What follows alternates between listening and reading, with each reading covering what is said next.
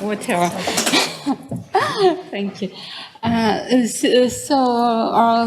Thank you for inviting me for this, for choosing my paper for this conference. And I would like to present my work on efficiency, exits, and government procurement contract. And a usual disclaimer that views represented in this paper are those of the author and do not necessarily represent the official position of the Bank of Russia. In a recent study, as my colleague Anna have already presented on the panel session in the morning, we observed the slowdown in aggregate productivity, and usually this slowdown is explained by increasing gap in productivity between leaders and laggards. And two questions arise here. First is why the diffusion of the new technologies of know-how became difficult in recent years, and laggard firms do not catch up the firms working at the frontier. And the second question is why do inefficient firms not exit the market? And this work is concentrated on this second question. I regard the public procurement system as a possible source of supporting inefficient company in the market. And in fact, the different governments do use public procurement system as a kind of industrial policy by supporting different types of enterprises, like small enterprises, enterprises of certain sector, like agriculture, high tech, and so on. And quite often this support is quite substantial. In Russia, it accounts for 21% of GDP, which is quite a significant amount of money. And my paper is related to two strands of literature. One is which describe recent productivity growth trends. I won't concentrate on this because it was already discussed here. And the second line of the recent literature is focused on the efficiency of support of various types of firms through different industrial policy, or as I do it in my paper, through the procurement system. And there exist both theoretical and empirical papers, and they show that the optimal policy should design in such a way that support more efficient players in the sector, and it doesn't interrupt the firm dynamics by supporting inefficient companies and letting them stay in the market. And for the Russian economy, Ilyava and have shown that we do observe slowdown in both labor and total effective productivity after crisis.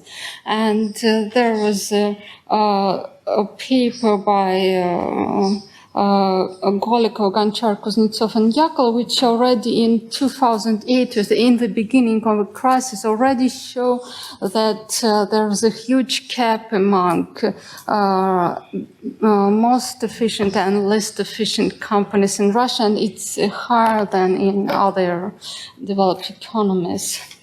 So in this paper, we found that we do observe this gap, and it's increasing between leaders and laggards. They found very interesting result. It's a feature of Russian economy that more efficient companies leave the market quicker. And the survival function for the least efficient companies are very close to the other groups, which is surprising. And financing from the government and procurement system helps both most and least efficient enterprises to stay in the market. In our analysis, I use data from the Ruslana database for the balance sheets of the firms, and on this data, I estimate production function and got the position of a firm in regard to the frontier. I use data on entry and exit from Spark database, and another Spark database contains data on government procurement system from 2011 to 2016. I will skip the details on estimation production function. I only say that this approach allows to decompose TFP growth into three components: technological progress, which is shift of the production function; change in technological efficiency, which is distance of the position of this firm to the production function, which is moving itself. And the last term, it's a return to scale term. And I estimated production functions separately for almost 300 industries. And for each firm, I get estimation of the distance to frontier and TFP growth and decomposition of this growth. And here is the average TFP growth. They see that it's in a negative zone for the whole period of observation, the sharp decrease after a crisis, and then it stay negative, but not the rate of fall not that high. But we could see that they do observe technological progress and at very high rate, and the rate is increasing over a period from 5 to 9%. But the negative TFP growth comes from the contribution of technical inefficiency, which means that the firms at the frontier do grow, but the laggard firms stay at their position or falling down, and the gap is increasing. And I divided the whole sample to three groups: leaders, it's top 10% baseline group, and the laggards, which is in this study I used 20%. Of the whole sample. And if you look at the weighted average, you could see that the crisis didn't affect the most efficient firm too strongly. They see some decline, but then they even observe average positive growth rates. But the laggard firm there was sharp decline, really sharp decline after the crisis, and then they observe stagnation, and the gap is increasing among the most efficient and the least efficient enterprises. And if we look at the exit rates, I'll explain the difference between two sets up a bit later, and then I switched to the government procurement contract. I explain why I need this type of setup. But if we looked at the by exits by the end of the period of observation, we could see that survival function for laggards are higher than for all other groups, which is a bit, almost at very end, there is the difference. And this is non-parametric, non-restricted estimations. If we run the survival analysis and control for firm size and sector diamonds, we could see that these for the entire period setup, the difference are not significant, and for the year setup, then I regard the observe the efficiency level this year and exit next year. You could see that for laggards, the exit rates are slightly higher. significantly higher than for the baseline group, but they are not different from the leaders. And if the and now I'll switch to the government procurement contract, and I explain here why I need these to set up. I regard the entire period set up if a company receives at least once a public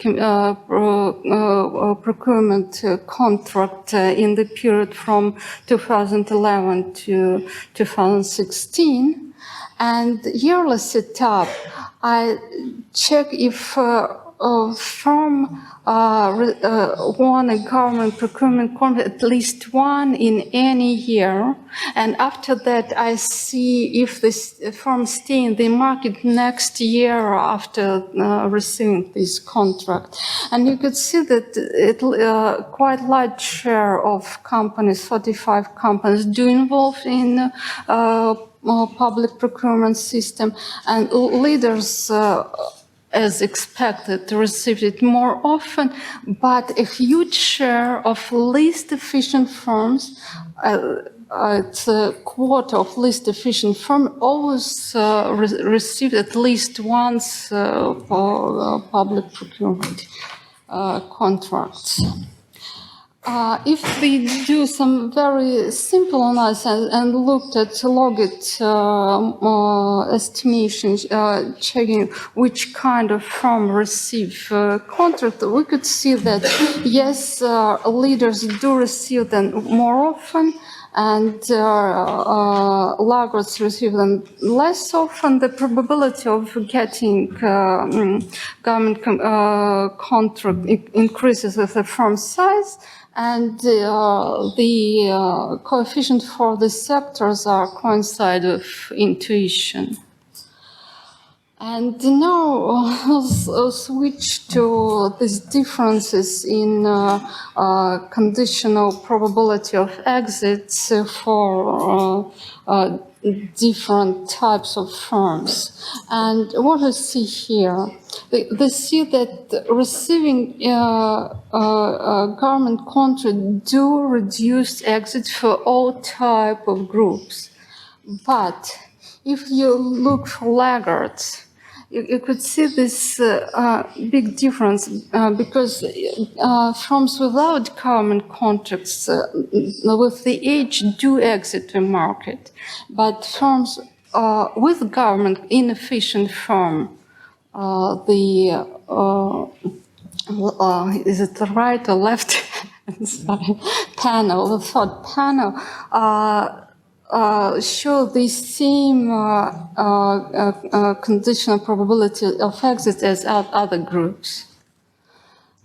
And if the run survival analysis, the civil result, probably it would be easier to look at the graphs with survival after Cox proportional hazard model. I'm finishing. You could see that firms with government contracts less efficient and the most efficient, for them survival functions are higher than those for the baseline groups. And if they look for a yearly setup, it's true only for the laggards, which is really striking. But if the concentrate our analysis only on firms which are receiving the contracts within the region there they got these contracts, which are located in this very region. Here we could see that leaders are also, the survival for leaders are also became slightly higher than for the baseline groups. And so we could see that we do observe cap in productivity, increasing cap in productivity levels in the Russian economy. Significant share of inefficient firms do not exit the market, and financing from the government contract helps an efficient firm to survive and shelter and from the competition. And the positive effect for the leaders in short run are only observed in the home regions, which is signaling that the government support not all the leaders, but only those leaders which are located in their own regions and could be somehow affiliated with local authorities, which could be a signal of corruption. And the policy implication of this paper is that if you pretend to use government procurement contract as an industrial policy, it's better to concentrate on firms with growth potential and not trying to support inefficient companies and letting them stay in the market. Thank you. Thank you very much for that very interesting presentation. Our discussant is Boris Kuznetsov. Where is Boris? Is he here? Is he in the wrong room? I don't know. That's why. Okay. I don't see. I guess the discussant is not here. Yeah, okay, so I guess we'll just proceed to questions. I'll maybe start it off. You had an interesting point about how creative destruction works the opposite way in Russia. It basically doesn't work as we would think it was. Could you expand on that? I found that a very interesting observation. From my analysis, I suggest that it's my suggestion. It's not confirmed. But the data suggests that, do they? Yeah, data suggest, but the explanation is just I didn't check it. I suspect that more efficient companies operate in more competitive markets. The Russian economy is kind of the very segmented by regions. And so some firms, large firms, could operate on the national level, and some of them are operated only on the local market. And there the competition pressure is less. And I suspect that this could affect this strange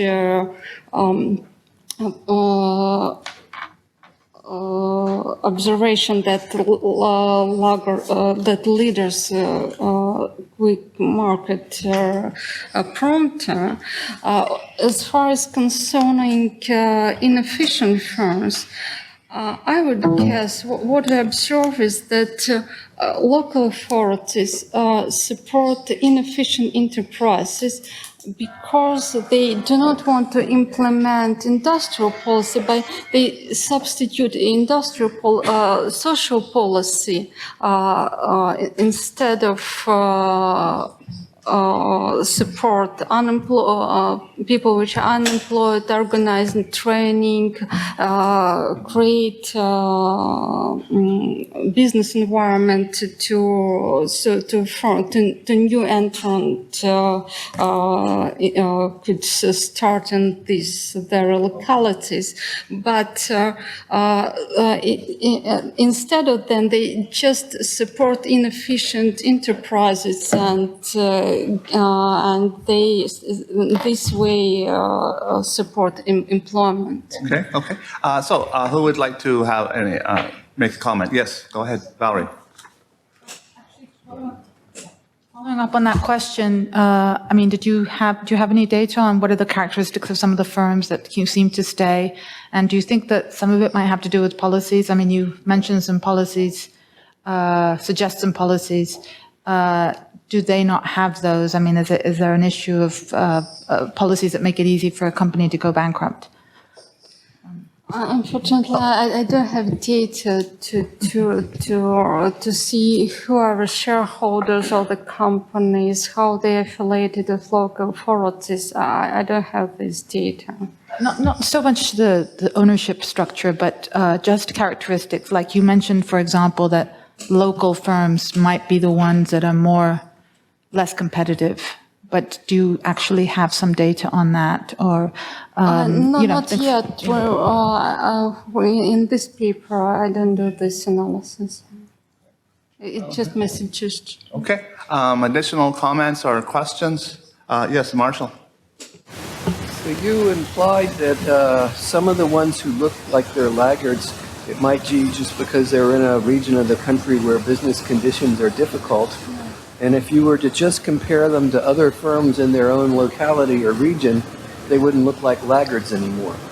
Oh, probably you're right. So I don't yeah. know if it's feasible to do that sort of thing and maybe see if that's some of the explanation. Probably, yeah. It's a very good point, yeah. Okay. Additional